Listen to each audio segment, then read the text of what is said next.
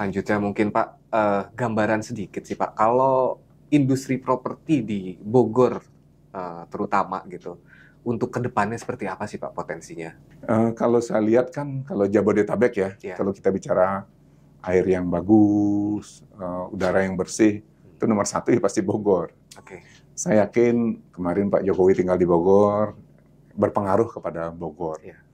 Mudah-mudahan infrastruktur ini terus berlanjut, terus bergulir, diperbaiki. Kemarin kita di Bogor kan terbatas hanya kereta ya. Sekarang LRT udah mau sampai Cibubur. Mudah-mudahan kalau itu dilanjutkan sampai di Bogor, konektivitas Bogor ini menjadi satu kesatuan. Apalagi rencana ke depan kan tol Bogor Parung Kantasari kan mau nyambung. Iya, betul. Apalagi tol BOR ini, Bogor Ring Road ini nyambung dari Yasmin ke Dramaga terus ke Ciawi. Caringin, wah, iya Caringin itu sangat luar biasa konektivitas. Karena kan tol yang dari Sentul ke Kerawang juga sudah lagi dibangun. Jadi konektivitas itu sebenarnya masyarakat bisa memilih. Jadi milih untuk tinggal di Bogor. Jadi kalau saya sih sepanjang infrastrukturnya tetap terus dibenahi ya, disempurnakan lagi.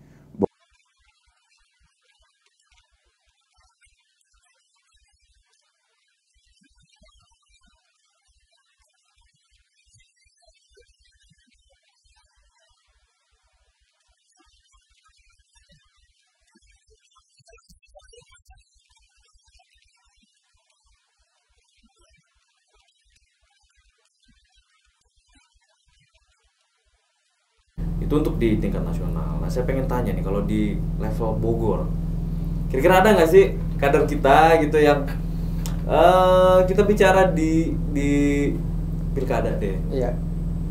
Ustaz. Iya. Kalau yang secara langsung memang kita sedang akan melakukan kajian di internal dulu nih. Oke, lagi dikaji nih berarti nih ya nama-namanya. Oke, siap. Ya, kita punya namanya Lembaga Hikmah dan Kebijakan Publik. Lembaga Hikmah Kebijakan Publik ini langsung di bawah. Itu akan melakukan semacam jajak pendapat mungkin di tingkat internal. Yeah. Kemudian setelah itu baru nanti kita akan coba angkat ke publik, misalnya kita perkenalkan melalui satu event ataupun kegiatan yang melibatkan beberapa elemen yang ada di masyarakat, gitu ya. Nah, nanti baru akan kita coba lakukan ya istilahnya ya pooling lah, kecil-kecilan gitu kan. Okay. Di internal ini ada kan yang dari Muhammadiyah yang maju misalnya gitu kan. Perlu dong di internal kita lakukan itu. Perlu, karena ini kan ya Muhammadiyah sekarang itu ya tidak boleh istilahnya lari dari tantangan bahwa memang harus ada personal tertentu yang memang kita tokohkan gitu ya.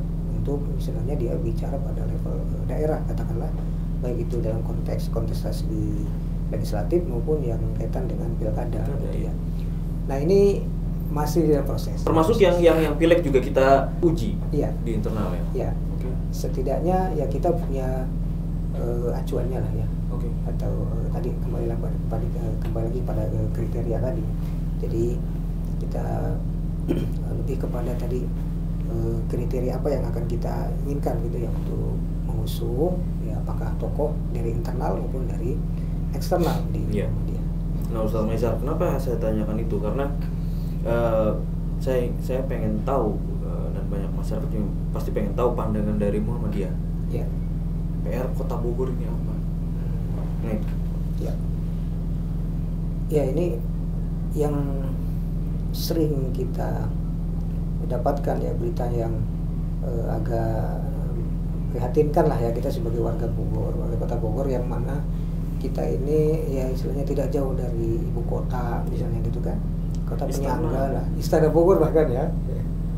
Ya masalah ya, keterbelakangan ekonomi itu juga menjadi PR yang memang segera dicarikan solusinya, jangan sampai terjadi kesenjangan yang semakin menganga gitu ya. Yang kita saksikan setiap hari kalau lewat di jalan-jalan protokol itu melihat mobil baru gitu ya. Ada mobil baru yang keluar hari ini kok besok udah ada di jalanan gitu kan. Nah, tapi di satu sisi ya hal yang dasar seperti halnya kebutuhan terhadap ekonomi misalnya itu masih sangat terlalu terbuka terbuka dan terlalu istilahnya kasat mata kita lihat terjadi kesenjangan di sana sini gitu ya. Untuk yang mendasar lah misalnya dalam hal makanan, dalam hal untuk bisa mendapatkan makanan, termasuk juga tentunya adalah adanya anak-anak yang di usia sekolah tapi di jam belajar dia masih berkeliaran di sana sini. Di beberapa titik di lokasi di Kota Bogor ini masih sepertinya harus segera dicarikan solusinya ini bagaimana gitu anak-anak ini. Karena itu sangat melihat kentara sekali gitu perbedaannya dengan ya anak-anak yang secara ekonomi orang tuanya sudah mapan gitu ya. Nah ini PR istilahnya yang perlu dicarikan solusinya masalah ekonomi. Nah itu mulainya kan dari keluarga ya. Dari keluarga. Apakah orang tuanya ini memang tidak punya penghasilan atau ya memang dia terkena dampak gitu ya dari krisis ekonomi ini misalnya, sehingga untuk memenuhi kebutuhan pokoknya saja dia merasa kesulitan. Nah itu memang PR-nya seperti itu. Termasuk juga maraknya ya, kejadian-kejadian kriminal yang melibatkan ya anak-anak remaja, anak remaja seusia sekolah. Ya kita kemarin misalnya mendengar ya, kasus Tukul ya kasus Tukul. Ini kan terjadi di Kota Bogor ya. Ini kembali lagi dunia pendidikan. Dunia pendidikan ya.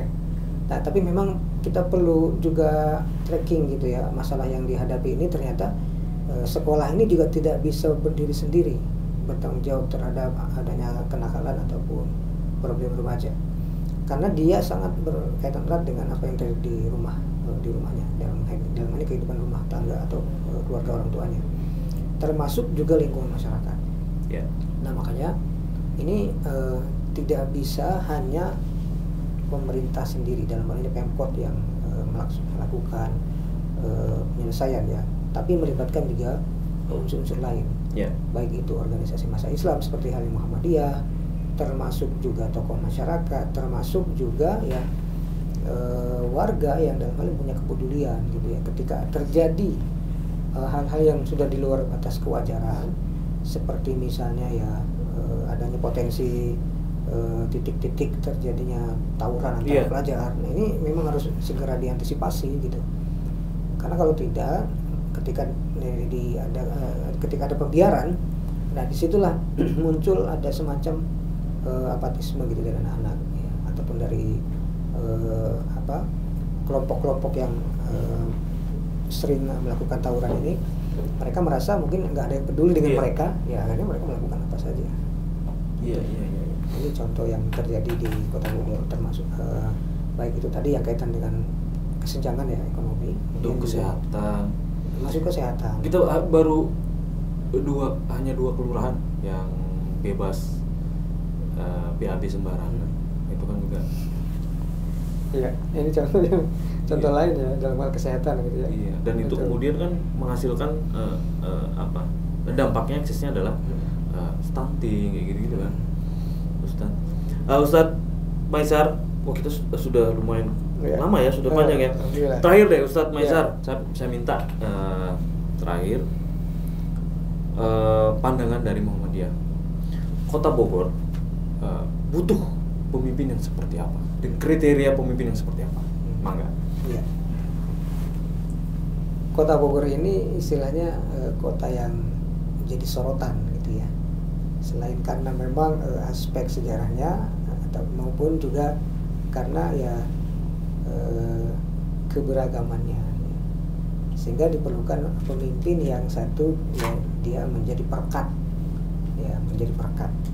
Nah dalam artian dia bisa diterima oleh semua kalangan yang ada di Kota Bogor ini, baik itu istilahnya dari unsur latar belakang budayanya gitu ya, maupun dari sisi agama. Nah yang kedua adalah peduli ya. Kepedulian ini dalam arti kepedulian yang holistik, kepedulian yang juga natural lah gitu ya, bukan kepedulian yang lip service gitu ya, hanya di saat-saat menjelang pilkada saja misalnya gitu kan, dia seakan-akan menunjukkan kepeduliannya, tapi setelah itu luntur kepeduliannya. Nah kepedulian yang seperti itu yang memang dibangun atas dasar kesadaran bahwa menjadi pemimpin itu ya siap segalanya gitu. Ya kalau bahasa apa tokoh-tokoh kita dulu, mimpin itu adalah siap menderita gitu kan, dalam Iya. dalam arti